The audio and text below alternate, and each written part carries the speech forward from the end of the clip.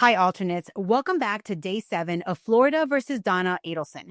I hope everyone had a lovely holiday. And I just wanted to say, I don't think Tabitha and I have mentioned this, but this weekend we will be in Denver for CrimeCon. So if you happen to be there, please swing by our table. We will be sitting next to each other representing our respective podcasts, Military Murder, which is my show. And for Tabitha, she has Housewives of True Crime. And that's her weekly show. And together we will have some stickers for the alternate podcast. So make sure you swing by. That said, depending on when this case concludes and when the verdict is reached, the audio/video quality of the episodes may be a little bit off because I will only have my phone and my tiny social media mic with me. But be sure that you're following us on Instagram and TikTok at The Alternate Pod, where we will be bringing you live status updates. We will also bring you if the case ends up concluding between now and when we get back from CrimeCon, we will definitely have an episode for you. But just be wary if the video and audio isn't the best. That's why. All right. Today, day 7, we picked up with the defense's case, and there were a handful of witnesses.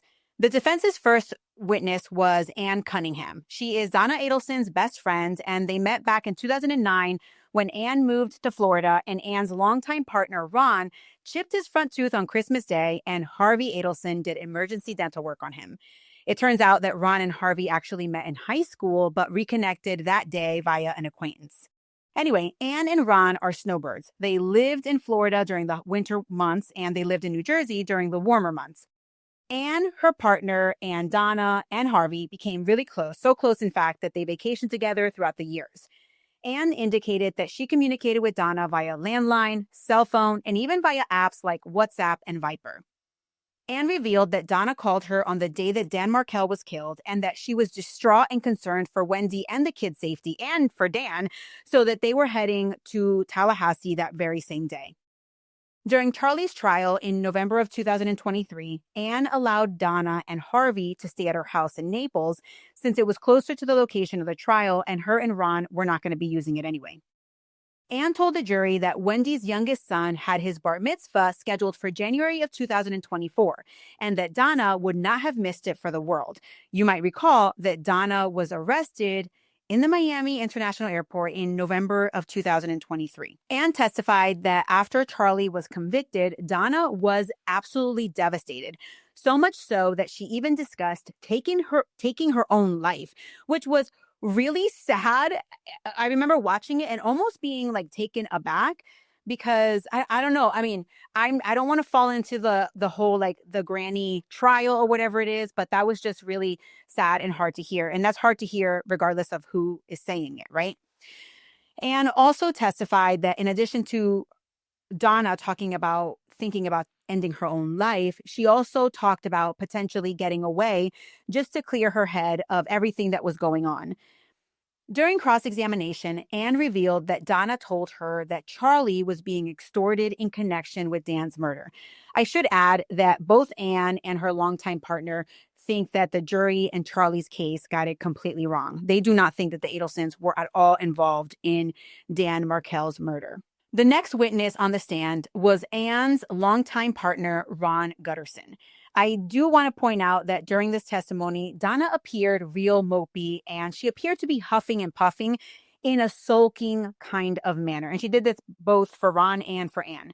Ron testified that Harvey contacted him and asked him to assist with their rental property while they were out of the country when they were going to be going to Vietnam.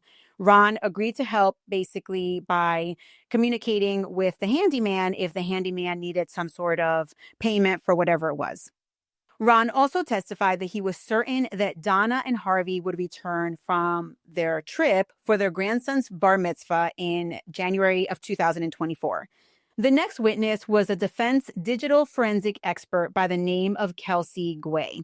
The gist of her testimony was that in looking at all of the phone records, Donna, Harvey, and Charlie's, there were a lot of duplicate calls in the call log that made it so that the numbers used by the state's digital forensic expert were inflated.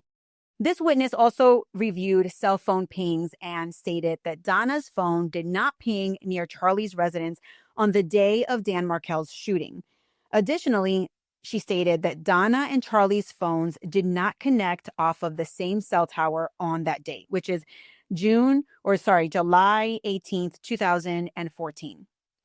This expert indicated that calls or messages made using apps like WhatsApp or Viper would not show up on a call log. So it's possible that, Donna did communicate or that Donna was in those locations, but those didn't come up. And of course, that part of her statement came up in cross-examination. Also during cross-examination, the expert agreed that iMessages sent from Donna to Charlie might not have location data. She also testified that she was paid by the defense at $300 a pop, meaning $300 an hour, and that for travel alone, her company was paid $10,000 by the defense. The next witness was Richard Chagrin. Him and his wife have been friends with Donna and Harvey Adelson for over 30 years. They were part of this gourmet dinner club or something like that. I forget what it was called. Richard testified that on November 7th, 2013, he helped Donna and Harvey with their international travel plans. And he helped because he was more computer savvy. He was especially savvy with travel because he has visited over 75 countries in his lifetime. Richard helped Donna fill out her visa paperwork, and they did have to decide, or they had to choose between a 30-day visa and a 90-day visa. And he basically said, well, we picked a 90-day visa just because we were not sure she was not even sure of her return plans, like exactly what date they were going to be coming back. In addition to this, helping with the visa, when they sat down to book the Vietnam flights, it was Richard, this is what he testified to, it was Richard who told the Adelsons that it might be cheaper to book a one-way flight to Vietnam and then to book their return flight later while they were in Vietnam. Harvey was the one who ultimately booked the flight, and it was under this advisement. The next few witnesses had to do with the jailhouse snitches, and you heard about those on the last day of the state's case. Ms. Khan was a litigation specialist, and she interviewed Patricia Byrd on January 24th, 2025, just a few months ago. She interviewed Patricia for the defense. Ms. Khan indicated that during her interview of Patricia never, ever, ever revealed that Donna had attempted to bribe her in any way. In fact, Patricia never told Ms. Khan that Donna had confessed to her involvement in any crime at all. Next up was a private investigator by the name of Eddie Varnes, and he was hired by Donna's first attorney to conduct a few interviews. And you know what? I'm going to say this. I don't think that he was super helpful for the defense. In fact, I think he was a little bit more helpful for the prosecution. He testified that on August 30th, 2024, he interviewed Patricia Byrd and that he was specifically instructed not to record the interview by Donna's attorneys. So he was hired by Donna's attorneys, or the first group of attorneys, not the ones that she has right now, but her first group of attorneys. He was hired by them and told, hey, go interview this person in jail. And he was specifically told, do not record the interview. And at that point, when he's testifying to this, he says, yeah, I conducted a whole bunch of interviews prior to this. And yeah, they just told me not to record the interviews, which is a little bit sketchy, right?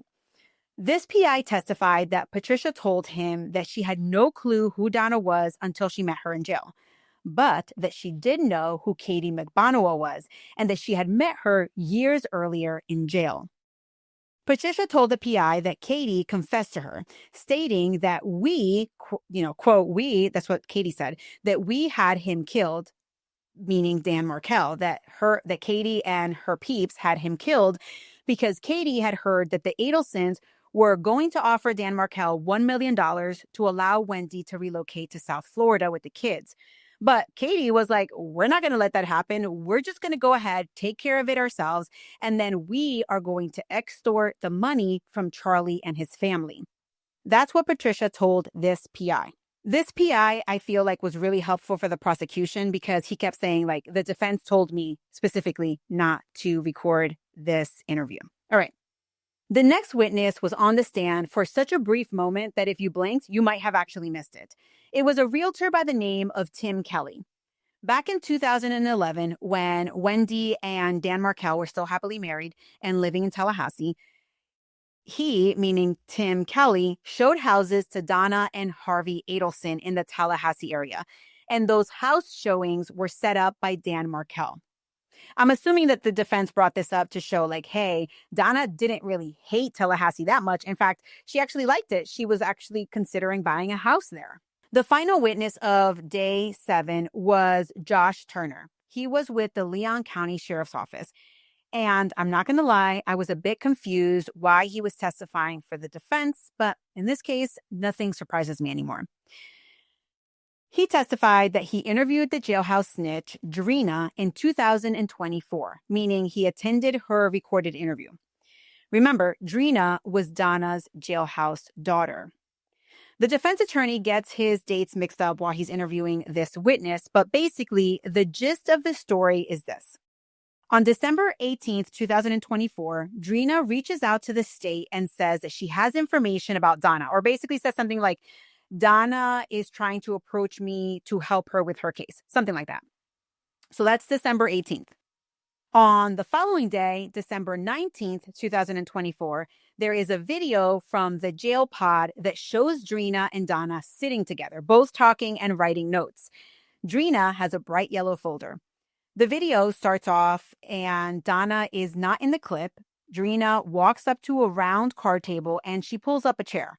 Donna then walks by, starts talking to Dina, and then Donna pulls up her own chair and then they just sit there and chat. And they're also taking notes. Now, this entire video is played for the jury. And by the way, it's completely silent. But it does show the two women engaged in conversation and writing notes. The defense then points out that the following day, on December 20th, 2024, Dina brings the paper that was written by Donna to the state and hands it over. So I combined the direct examination with the cross because it got a little bit confusing and there was a lot of just dead space of just quiet watching video in silent mode. So I think that the defense is trying to say that Dina is a liar, liar, pants on fire, and that she concocted this entire story. Remember, she's the one who says that Donna wrote her a letter saying that this is what she was going to testify to, for her to go write it in her own handwriting and then return it back to Donna. And the reason why Dina would do this, concoct this entire plan, is because Dina was trying to get her jail time reduced. And thus, this is what I think the defense will argue, she lured Donna into writing something that was then turned over to the state the very next day. Because remember, the defense did not fight that the writing was written by Donna. Remember when the handwriting expert was up there, the defense didn't even cross-examine her or cross-examine that witness. They just said, we do not, disagree that Donna wrote that or that was her handwriting. During cross-examination of this defense witness, the prosecution tried to iron out the wrinkles in this 3-day Dina timeline. Basically, they laid out that Dina reached out to the state saying that she had information about Donna, or that Donna had approached her to try to get some information or to try to get her help. But that at that point on December 18th, Dina had not spoken to anyone from the state. The following day, Dina sat down with Donna, and then on the 20th, it just so happened that the state had time to chat with Dina, and that's when Dina already had the document because she had just so happened to have gotten it the night before or the day before, and that's when she turned it over. All right, alternates, it is clear that the defense is focusing on the low-hanging fruit first, the jailhouse snitches, because let's be honest, the jury is least likely to believe these women who themselves testified that they have lied before. Tomorrow is day 8, and the defense is back to either call their next witness or to rest their case. All I know is that closing arguments are knocking on the door, so don't miss it. Be sure that you're following the podcast wherever you're listening or watching, and we will be back tomorrow for day 8. Until then, alternates, think like a juror, decide